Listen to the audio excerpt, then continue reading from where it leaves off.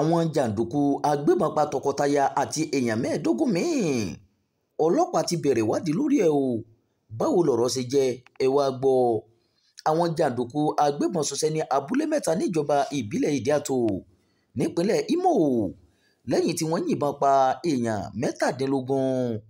Ogbu Chidiose tó bá àwọn oníròyìn sọ̀rọ̀ pé èèyàn mẹ́sàn-án tó fi mọ́ ẹ̀gbọ́n òun àti ọkọ rẹ̀ ni wọ́n yìnbọn pa ní Umualaomo tí ṣe abúlé àwọn. Chidiose tó sọ pé òun kò sí nílé nígbà tí ìṣẹ̀lẹ̀ ọ̀hún ṣẹlẹ̀ lọ́jọ́bọ̀ ṣàlàyé pé òkú ẹ̀gbọ́n òun àti ọkọ rẹ̀ lòun bá nílẹ̀ nígbà tí òun padà dé o.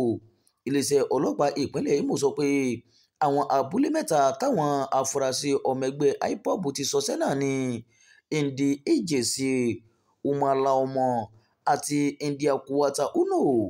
Chidiose ní ọ̀kadà làwọn agbébọn mẹ́ta ọ̀hún gùn wọ àwọn abúlé náà lálẹ́ tí wọ́n sì bẹ̀rẹ̀ sí ní yìnbọn fáwọn aráàlú.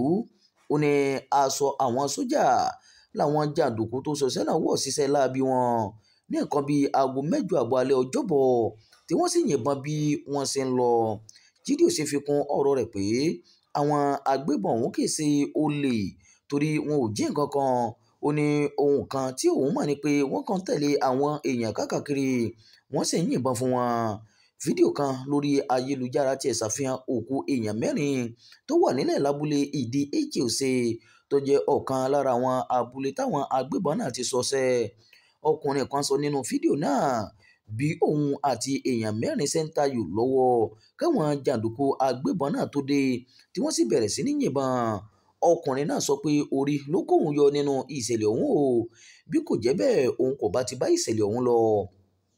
Ẹ̀wẹ̀, agbẹnusọ ọlọ́pàá nípínlẹ̀ Imo DSP Henry Okoye ti sọ pé iléeṣẹ́ ọlọ́pàá ti bẹ̀rẹ̀ ìwádìí láti mọ àwọn tó ṣiṣẹ́ láabi yìí o. DSP Okoye ní gbogbo àwọn tó bá wà nídìí ìṣẹ̀lẹ̀ náà yóò fojú winá òfin tí ọwọ́ ọlọ́pàá bá tẹ̀ wọ́n. Nínú àtẹ̀jáde kan tó fi síta, DSP Okoye ní àwọn ọlọ́pàá ti wà lágbègbè tí ìṣẹ̀lẹ̀ ọ̀hún ti wáyé láti dènà irú ìṣẹ̀lẹ̀ bẹ́ẹ̀ tó tún lè fẹ́ wáyé. Ìṣẹ̀lẹ̀ àwọn jàǹdùkú agbébọn yìí ti ń wáyé fún ọ̀pọ̀ ọdún sẹ́yìn káàkiri àwọn ìjọba ìbílẹ̀ ní ìpínlẹ̀ Imo. Ohun tí ìjọba sábà máa ń sọ náà ni pé àwọn kò lè sọ pàtó àwọn tí àwọn jàǹdùkú ọ̀hún jẹ́. Ìròyìn yàjóyàjó fún ti àkókò yìí kò ní jù báyìí lọ. Ẹ má gbàgbé o láti subscribe sórí ìkànnì Jígí Alárà, ìkànnì 24 tó fìdí pagbá sílùú Ìbàdàn nípínlẹ̀ Ọ̀yọ́. Imam Abdulwaheed ló ti ń jábọ̀ ìròyìn láti ìlú Ìlọrin ìpínlẹ̀ Kwara.